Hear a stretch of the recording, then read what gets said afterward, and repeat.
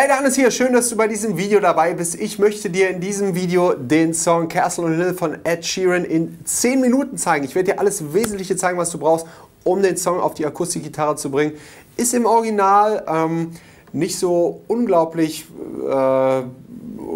gitarrenlastig. Da sind zwar auch natürlich Gitarren drin, wie meistens bei Ed Sheeran, aber es gibt eine Akustikversion, an der ich mich orientiert habe, die er beim Radio aufgenommen hat.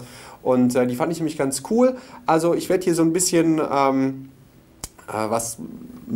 paar Möglichkeiten aufzeigen, die du hast, wie du das Ganze vor allem anschlägst. Die Akkorde sind recht simpel, deswegen, weil sie sich andauernd wiederholen, ja, und auch in den verschiedenen Parts, Strophe, Pre-Refrain, Refrain, werden die nur in einer anderen Reihenfolge platziert. Also wenn du einmal die Akkorde gecheckt hast, musst du nur noch gucken, in welcher Reihenfolge kommen sie in welchem Part. Und ich spiele dir jetzt erstmal vor, was dich in diesem Video dann also genau erwartet. I'm on my way, driving at 90 down those country lanes, singing to Tiny Dancer, I miss the way. So, du hast jetzt gesehen, es wird ziemlich viel angeschlagen in dem Song. Mach dir darum erstmal keinen Kopf. Wir legen erstmal mit den Akkorden jetzt los und gehen das dann Stück für Stück auch für deine Schlaghand hier durch. Also los geht's. Wir starten in der Strophe mit D-Dur. Zeigefinger in den zweiten Mund auf der G-Seite, Ringfinger in den dritten Mund auf der H-Seite und den Mittelfinger in den zweiten Mund auf der E-Seite. So. Schlägst alle Seiten an bis auf die E- und die A-Seite. Dann brauchen wir als nächsten Akkord den D mit Fis im Bass. Dafür musst du den Zeigefinger in den zweiten Mund auf der E-Seite setzen und den Mittelfinger in den zweiten Mund auf der G-Seite. Und der Ringfinger bleibt da, wo er ist, im dritten Mund auf der H-Seite. So ein Übergangsakkord zum G-Akkord, der jetzt gleich kommt. Bei diesem Akkord aufpassen, dass du die A-Seite abdämpfst, ja? Dass die hier vom Zeigefinger von der Rückseite des Zeigefingers abgedämpft wird, dass du das hier hast. Also D-Dur. Und dann rüber auf den D mit Fis im Bass und dann geht es auf G-Dur. Mittelfinger den dritten Mund auf der E-Seite. Der Mittelfinger dämpft jetzt hier die A-Seite mit der Rückseite wieder ab. Und Ringfinger bleibt immer noch im dritten Mund auf der H-Seite und der kleine Finger direkt dahinter in den dritten Mund auf der E-Seite. Dann kommt H-Moll 7. Sehr geiler Akkord. Zeigefinger zweiter Bund A-Seite, Mittelfinger zweiter Bund G-Seite, leere D-Seite und der Ringfinger ist immer noch im dritten Bund auf der H-Seite. Du kannst den kleinen Finger hier auch liegen lassen, im dritten Bund auf der E-Seite, auch kein Problem. Ich würde nur empfehlen, dann die E-Seite nicht unbedingt zu erwischen. Ed Sheeran erwischt die manchmal auch in diesem Live-Video, wie ich gehört habe. Insofern, was der Chef tut, kann dir dann auch passieren, kein Thema.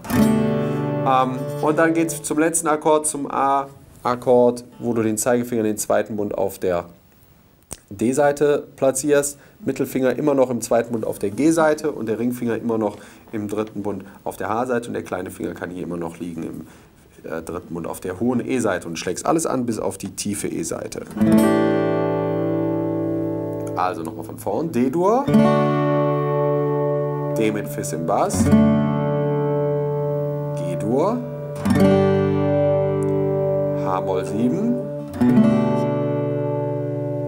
und A7 Sus 4. Mal D-Dur. Wenn du die Akkorde jetzt drauf hast, dann hast du alle für den Song, die du brauchst. G-Dur, H-Moll 7 und A7 Sus 4. D-Dur, G-Dur, H-Moll 7 und A7 Sus 4. So, der Ed Sheeran spielt in der Live-Version, die ich mir da reingezogen habe, das Ganze immer mit dem gleichen Anschlag. In der Strophe dann ein bisschen leiser, im Refrain ein bisschen lauter. Er variiert da einfach nur die Lautstärke, aber das Schlagmuster ist immer das gleiche. Alles nach unten schlagen.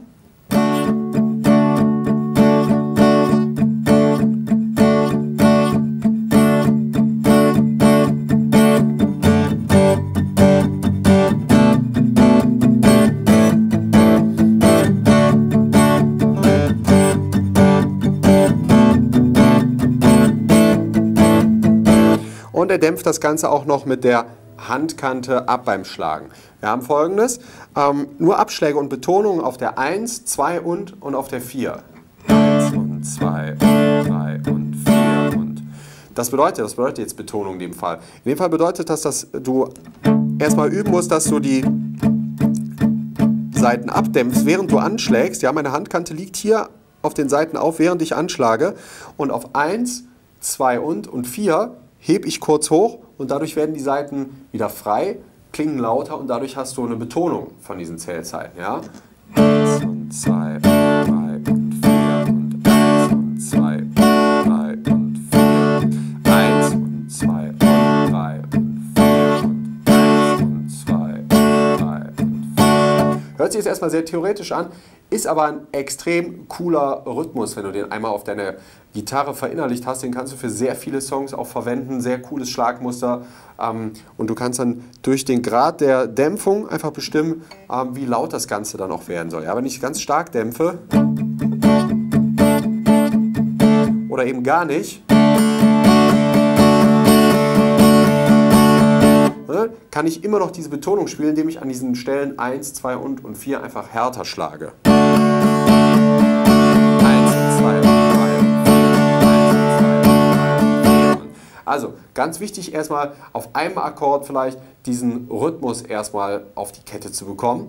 Dann ist die Strophenakkordfolge folgendermaßen. Also du hast auf der 1 im ersten Takt den D-Akkord, 1 und 2 und 3 und 4. Und auf der 4, während du diesen Akzent spielst, wechselst du auf diesen D mit Fis im Bass. Also 1 und 2 und 3 und 4 und 1. Und auf der nächsten 1 schon wieder zum G. 1 und 2 und 3 und 4 und 1 und 2 und 3 und 4. Und ganzer Takt G, dann H-Moll einen ganzen Tag. 1 und 2 und 3 und 4 und A7 sus 4. Einen ganzen Takt. 1 und 2 und 3 und 4. Das Ganze 4-mal insgesamt.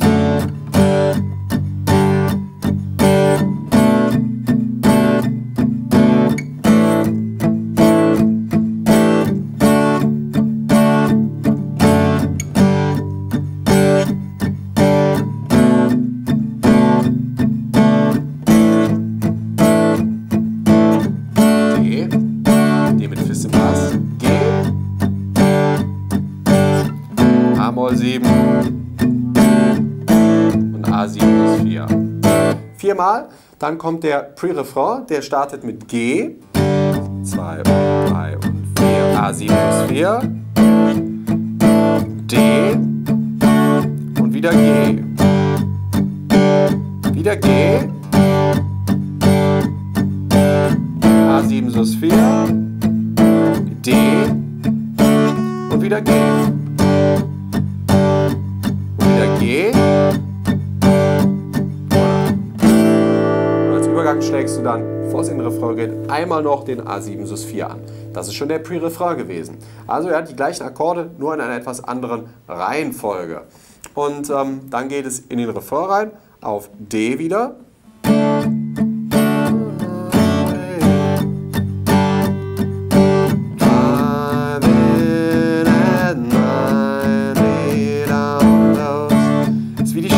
Ja?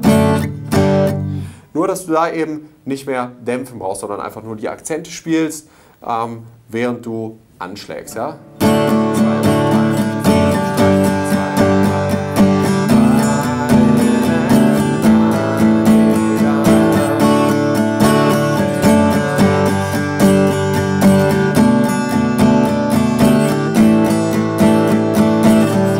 das Ganze machst du auch wieder 4-mal, diese ganze Akkordfolge, und dann werden am Schluss vom Refrain nochmal 2 Takte D dran gehängt. 2 und 3, 4, dann kommen wieder 4 Durchläufe Strophe, schon wie in der ersten Strophe, dann wieder der Pre-Refrain, genauso wie der erste, und wieder ein Refrain. Und dann kommen wir zur Bridge, die geht ein bisschen anders von der Akkordfolge. Da haben wir H-Moll 7. G, D und A7 sus 4. H-Moll 7, G, D, A7 Sus 4. Schlagmuster ist wieder das gleiche, in der Bridge kommt ein Durchlauf erst instrumental und dann geht es rüber wieder in den Gesang, wo wir es dann noch viermal diese Akkordefolge spielen. Und dann kommt wieder ein Refrain. Also du hast im Prinzip, wie du jetzt gemerkt hast, immer die gleichen Akkorde. Das Wichtigste ist wirklich auf einem Akkord vielleicht am Anfang erstmal, auf dem D-Dur zum Beispiel, dieses Schlagmuster zu üben. Ja, dass du erstmal auch ohne Dämpfen nur diese Akzente setzt und versuch wirklich laut mitzuzählen. Ja, dass du 1 und 2 und 3 und 4 und 1 und 2 und 3 und 4. Schlägst alles runter, aber schlägst auf 1, 2 und auf der 4 lauter rein. Wenn du irgendeine Frage haben solltest zu diesem Tutorial, schreib mir das unten in die Kommentare. Schreib mir auch in die Kommentare, was du in Zukunft hier vielleicht für Songs gerne sehen willst. In meiner 10-Minuten-Serie oder in einem ausführlichen großen Tutorial zum Beispiel. Ein Cover spiele ich auch immer mal wieder gerne. Was auch immer du dir wünschst, schreib es in die Kommentare. Schau auf jeden Fall in der Videobeschreibung mal nach meinem kostenlosen Crashkurs. Der wird dir helfen, auch dieses Tutorial zu meistern. Da gibt es viele kostenlose Tipps und Tricks zum Thema Gitarre. Ein E-Book voll mit Akkorden. Da stehen auch diese Akkorde nochmal schwarz auf weiß zum Ausdrucken drin, damit du dir das einfach nochmal vergegenwärtigen kannst, was du da auf der Gitarre so greifen sollst. Und nochmal immer wieder gut zum Nachschauen. Wir sehen uns im nächsten Video wieder. Mach's gut, ich bin der Hannes. Ciao!